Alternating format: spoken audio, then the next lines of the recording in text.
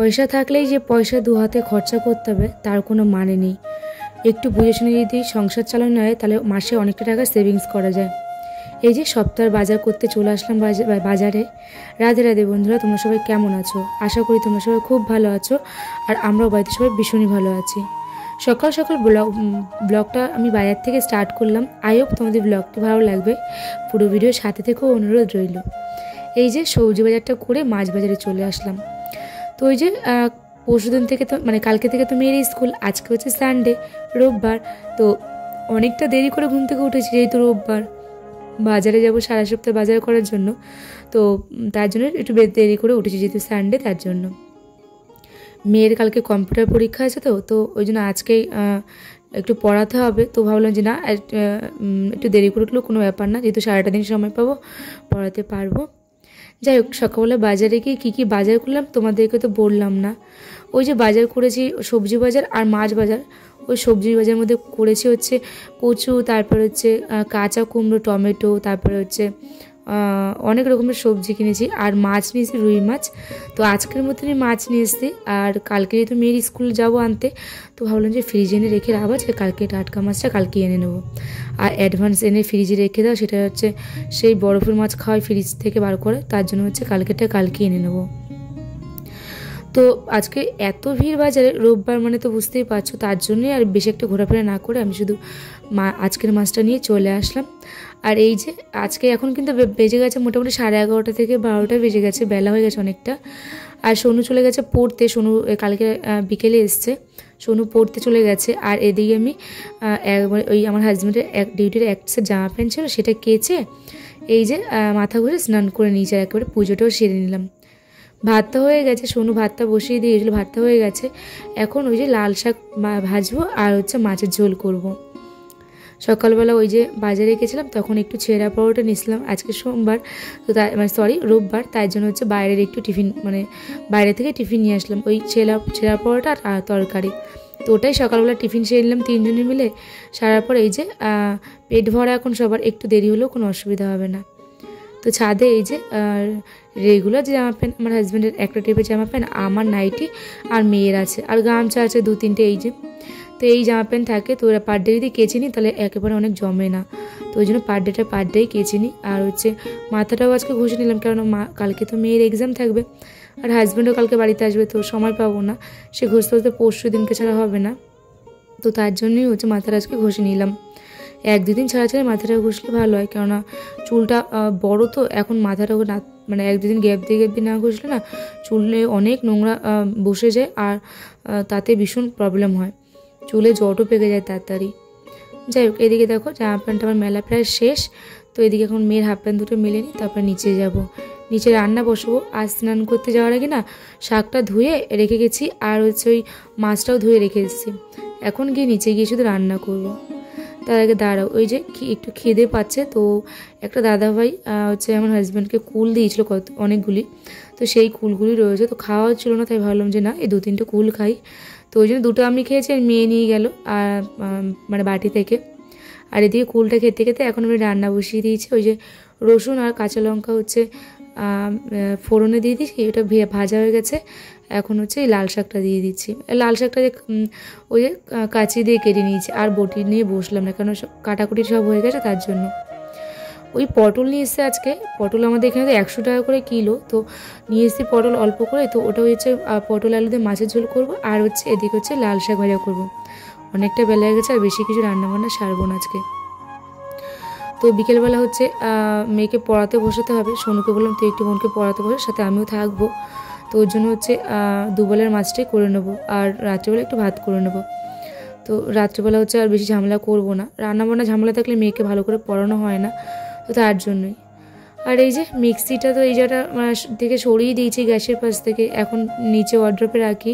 তো মিক্সি যখন মশলা করি তখন মিক্সিটা বার করে মশলা করে আবার ওয়ার্ড্রপের মধ্যে রেখে দিই, তাতে হচ্ছে ধুলোবালিটাও তেলটাও ছিটে গিয়ে কম হয়। আগে এখানে রাখলে ওই মধ্যে তেল ছিটে গিয়ে তেল চিটচিট হয়ে যেত। চলো, এদিকে মাছটা ভাজতে বসিয়ে দিয়েছি, শাকটা ভাজা হয়ে গেছে, আর ভাতটা তো হয়ে গেছে, তোমাদেরকে বললামই। তো এদিকে এখন মাছটা ভেজে নেবো। আর আজকে আমি মাছ এনেছি রুই মাছ, তোমাদেরকে তো বললামই। তো রুই মাছের পটল আলু ঝোল, পটল আলুতে ঝোল ভালো লাগে, বা রুই মাছ এই ঝিঙে লম্বা লম্বা করে কেটে আলুর মতন, তারপরে হচ্ছে আলুতে ঝোলও আমার খুব ভালো লাগে। এদিকে তো মাছটা একবার ভাজা হয়ে গেছে, আর একবার ভাজতে বসিয়ে দিই। চলো, আর নতুন কিছু বন্ধু তোমাদের কমেন্ট করে শোনাই দাঁড়া। সোমা গাঙ্গুলি আইডি থেকে আমাকে একটা ভিডিওতে কমেন্ট করেছিল, খুব সুন্দর, থ্যাংক ইউ সো মাচ দিদি ভাই। টুম্পা মুখার্জি আইডি থেকে আমাকে কমেন্ট করেছিল, ডালিয়ার খিচুড়ি সহ পুরো ভিডিওটা দেখে নিলাম, খুব সুন্দর লাগলো। তো আগের কয়েকদিন আগে একটা ডালিয়া মানে ভিডিওতে ডালিয়ার খিচুড়ি রান্না করেছিলাম, তো সেদিনকার ব্লগে আমাকে কমেন্ট করেছিল। তো থ্যাংক ইউ টুম্পা দিদি ভাই যে তুমি আমাকে একটা সুন্দর একটা কমেন্ট করেছো।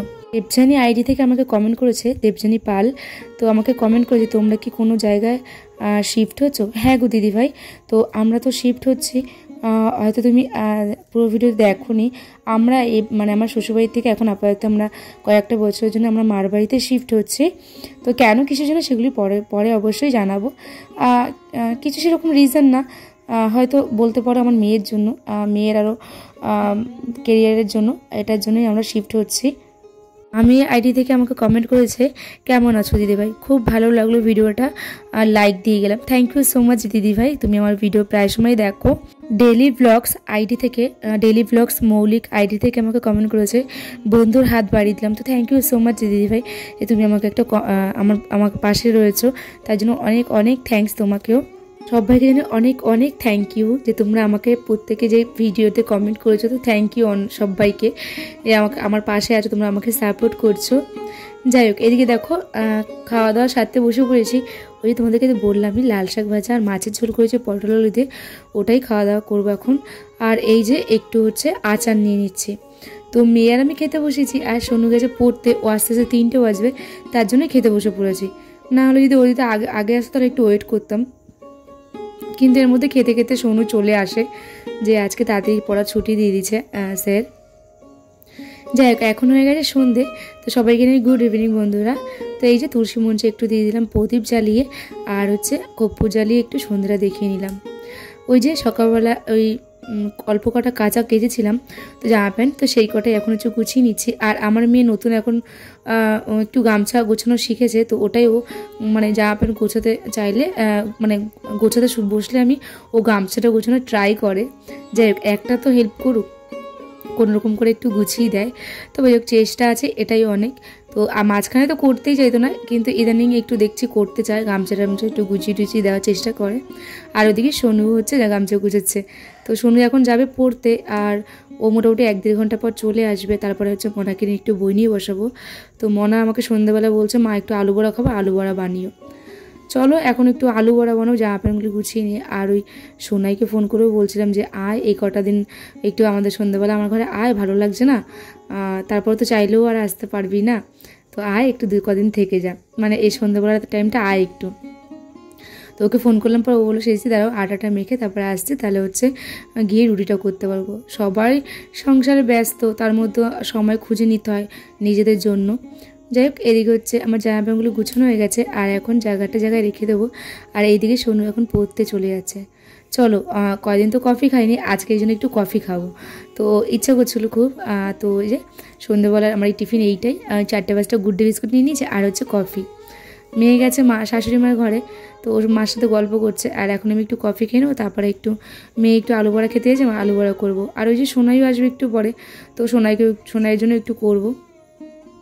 তো হাতের মধ্যে মেয়ে এসে পেন দিয়ে এসব কী সব লিখে দিয়ে গেছে, আই লাভ ইউ মা, আই লাভ ইউ মা, এসব লিখে দিয়ে গেছে। যাই হোক, চলো একটু টিভি চালিয়ে নিয়েছি, এখন হচ্ছে কফিটা খেতে টিভি দেখবো। সারাদিন তো সময় পাই না, এই সন্ধ্যেবেলা টাইমটাই ওই 1 ঘন্টা সময় পাই নিজের জন্য আলাদা করে না সময় বের করতে পারি না। তবুও চেষ্টা করি নিজের সাথে একটু সময় একা কাটানোর। এখন তো খুবই দরকার নিজের সাথে সময় কাটানো, ফ্যামিলিদের সাথে সময় কাটানো, একান্তের স্বামীর সাথে সময় কাটানো ভীষণ দরকার, বা সন্তানের সাথে ফ্যামিলি নিয়ে স্বামীর সাথে মানে পুরো ফ্যামিলির সাথে সময় কাটানো খুবই দরকার। এতে সম্পর্কগুলো ভালো থাকে, আর নিজের সাথে সময় কাটানোটা ভীষণই দরকার। নিজেকে হ্যাপি রাখলে সংসার সবাইকে তুমি ভালো রাখতে পারবে, এটা আমার মনে হয় পার্সোনালি। যাই হোক, এদিকে আলুর বড়াটা ভাজতে বসিয়ে দিয়েছি। আর ওই যে একটা ট্রে নিয়ে এসেছিলাম যে 2টোর সস রাখার, আর একটা হচ্ছে নর্মালি রয়েছে, তো ওটার মধ্যে এখন আমরা হচ্ছে মানে আলু বড়াগুলি রেখে দেবো। তো ওই যে ওটা অ্যাকচুয়ালি এইগুলির জন্যই, মানে সন্ধ্যাবেলা একটু স্ন্যাক্স বানালে ওইটার জন্য সসটা প্লেটের মধ্যে রাখলে না, ওই যাই পকোড়াগুলো রাখি, ওই বড়টা যাই ভাজি সেগুলি পুরো সসের সাথে মেয়োনিজের সাথে মিশে যায়। তো তার জন্য এটা নিয়ে এসেছি। দেখতেও সুন্দর, ওই যে মানে কি বলবো, মার্বেল যেরকম হয় সেরকম একটু ফিনিশিং দেওয়া, দেখতেও ভালো লাগে। আর এই যে প্রথমবারে বড়াগুলি ভাজা হয়ে গেছে, এখন এগুলি মেয়েটাকে দিয়ে দেবো, মেয়ে খাক, তারপরে আর একবার ভাজবো, সোনাই আস্তে আস্তে একটু ভাজা হয়ে যাবে। চলো ওদিকে দেখো সস আর মেয়োনিজ দিয়ে মেয়েকে দিয়ে দিয়েছি, আর মেয়ে খেয়ে নিয়েছে। আর সোনাই এসে সোনাইকেও দিয়ে দিয়েছি, সোনাই খেয়েছে। সোনাইকে ওই যে ওইবারই কথা বলছিলাম, কী কী কাজগুলি বাকি আছে সেসব কথাগুলি ওকে বলছিলাম। তো যাই হোক, চলো ভিডিওটা বাড়াবো না। ভিডিওটা কেমন লাগলো প্লিজ তোমরা কমেন্ট করে জানিও। আর হ্যাঁ, আমার পাশে থেকো, তোমরা যারা নতুন দেখছো তারা প্লিজ চ্যানেলটি সাবস্ক্রাইব করে আমার পাশে থেকো, আর অনেকটা করে আমাকে সাপোর্ট করো। অনেকটা দূর যেতে হবে, তোমাদের সাপোর্ট ছাড়া তো আমি এগোতেই পারবো না। যাই হোক, চলো টাটা, সবাই ভালো থেকো, সুস্থ থেকো।